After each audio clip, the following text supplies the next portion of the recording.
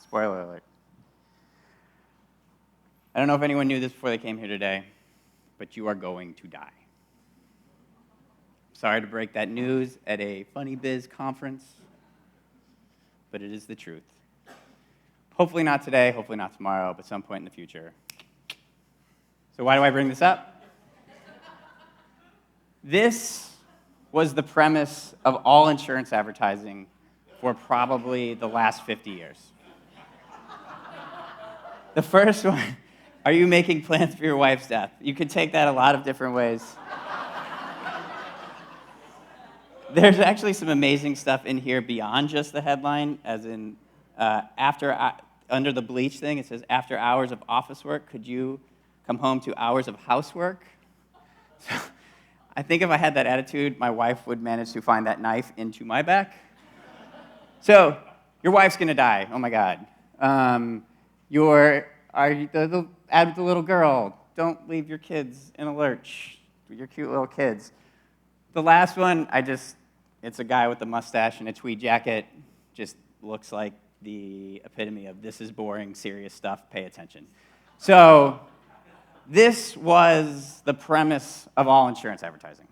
But that for like the last 50 years. But now we're here. I'm a teenage girl.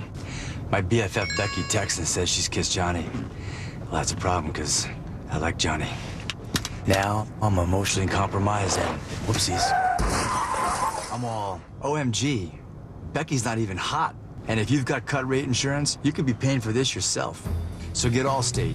You can save money and be better protected from mayhem like me. Dollar for dollar, nobody protects you from mayhem like Allstate. So, I mean, insurance is like the new beer for advertising. It's the funniest place to be. I mean, you get to do insurance stuff, you're making funny advertising all the time, which is kind of crazy. So, which brings me to the point of our presentation at death. It's not funny until it is. Or the art of selling comedy in low-interest categories. And so today, what I'm really going to talk more about is less about the developing comedy, because I don't really understand how that happens. A leprechaun Snapchats me my ideas, but I don't know how you guys get your ideas. But so it's the selling part that I want to talk about more. And so that's the part where taking an idea in your head and making it a reality. So I don't know if any of you guys are familiar with this book. It's called Save the Cat. It's a screenwriting book that's really about selling a script, not writing your dream script. And he uses the guy who writes it, this guy, Blake Snyder, wrote it. He uses examples like Throw Mama from the Train. And you're like, is that a good movie? Why am I referencing this movie? But it's a good movie because it's sold. So that's what I want to focus more on is like the selling. And how do we do that? So a couple steps. First step, be boring first. I know it doesn't sound exciting, but in the development of your idea, think of what is the most boring version of this idea. What is the thing that I absolutely have to say? So I work on a brand called 1-800-CONTACTS. It's a super sexy contact delivery service. And they just developed an app to help you get your contacts faster, which is also super exciting. So they wanted to talk about this app. So in my mind, what is the most boring version of this ad possible? It is a guy standing there showing you the app, talking about how convenient it is. So that's where we started, and we ended up with things like this. Man, I love a good shortcut. That's why I use the 1-800-CONTACTS app. It's a godsend. Okay, let's get the flock out of here. Come on. Never run out of contacts. 1-800-CONTACTS. That one, and another one. We're all about the simple life. That's why I use the 1-800-CONTACTS app. It's shamefully easy. It's easy. Shamefully. Never run out of contacts. 1-800-CONTACTS. And one more. 1, 2, 3. I don't take more than 3 steps for anything. That's why I use the 1-800-CONTACTS app to order my contacts. 3 steps. and I'm done. Never run out of contacts. 1-800-CONTACTS. So be boring first. So taking that idea into a presentation, when you're actually selling it, when you're in the room, spoil the shit out of the idea. It doesn't matter. Tell them the plot first. Because I'll tell you why. Most clients aren't afraid of comedy because they don't like it or they're just opposed to it. Most of them are more concerned about their message is going to get lost in the joke. So if you go in there and you tell them the plot, and you tell them this is going to happen, and this is going to happen, this is the message, you're reassuring them before you even tell the jokes. You're just reassuring them that all of that is going to be in there. So you're giving them permission to laugh. And that's really what you're looking for. Because once they have that, once they understand that, oh, the message is going to be in there, and this is just a way to highlight it, then you're in a good spot. The second step, fuck originality. To be honest, I really just wanted to say that on stage, potentially to try and kill an advertising person out there, because for some reason we focus on this more than anything. So this idea of fuck originality. I'm going to show you two things that I've done in the past. One of them is a hip-hop parody called Sexy Pilgrim, and you'll see why in a second. I made this for Muscle Milk.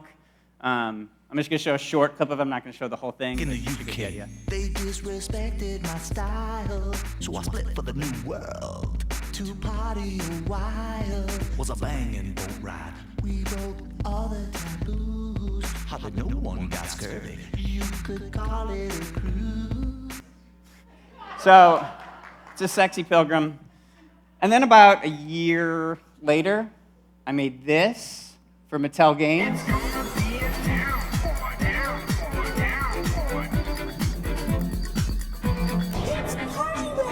Sexy Abraham Lincoln wins. Yes!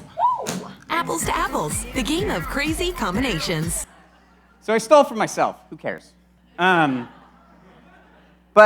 the reason I think this is important is, again, when you get into a room with a potential client or a client, helping them have a frame of reference or something they can imagine in their mind. I mean, maybe some of us are Lenny Bruce out there, but it's not me. Complete originality is much harder to sell. So giving them sort of a frame of reference, so you're presenting it, and they can be like, oh, it's like this or like this, and then you're on the same page, and now you're in this together. And that can only happen if you're giving them some things that they're sort of familiar with. And if you're striving for absolute fucking originality, that is much, much harder. And this also, I think, is important, and this goes into my next thing a little bit, my next point. But if you're bringing, the more original you get, the more, I think, obscure references you have to bring to help sell that idea. And references can be a good thing, but they can be a bad thing. If the person is not into the reference, then you're doing yourself more harm than good, which gets into my last point. And this is really the most presentation thing possible. Don't read, rehearse.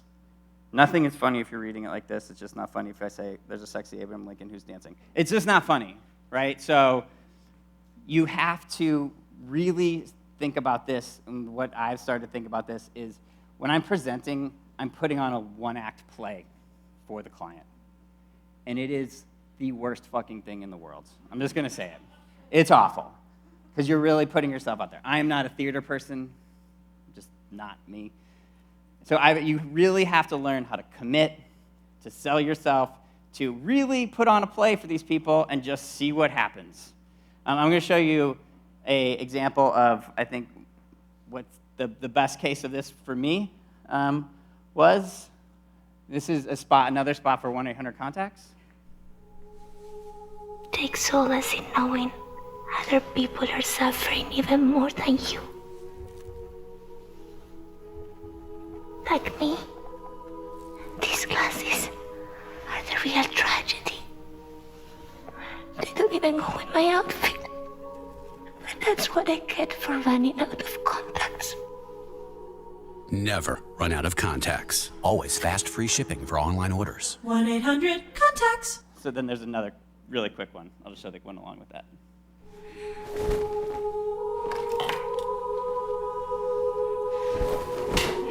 These glasses don't go with anything. Never run out of contacts. Download our app and get free expedited shipping. 1-800-CONTACTS. So those are deeply disturbing, dark TV spots about a narcissistic nun. So I distinctly remember, being in the meeting, being down on one knee. I'm down on one knee, holding our executive creative director's hand, saying the parts of the nun. And they all laughed, and it was funny. But again, I think that willingness to put yourself out there really gave them permission to laugh. Again, that's really what you're going for, getting the permission to laugh. And then when you're not there, when they're talking about it, they have something to remember, and you have sort of this shared vision that they bought into and you bought into, and it makes it much, much easier for everyone. And to take that idea from a piece of paper to the finished thing, whether that's a TV spot or a print ad or a viral video or whatever anybody else does in this room that they want to be funny. So those are the three things I have. I think they're fairly practical, fairly simple. Be boring first. Fuck originality. You don't have to be the most original thing in the world. And rehearse. Don't read. And with that, that's what I have for you guys. And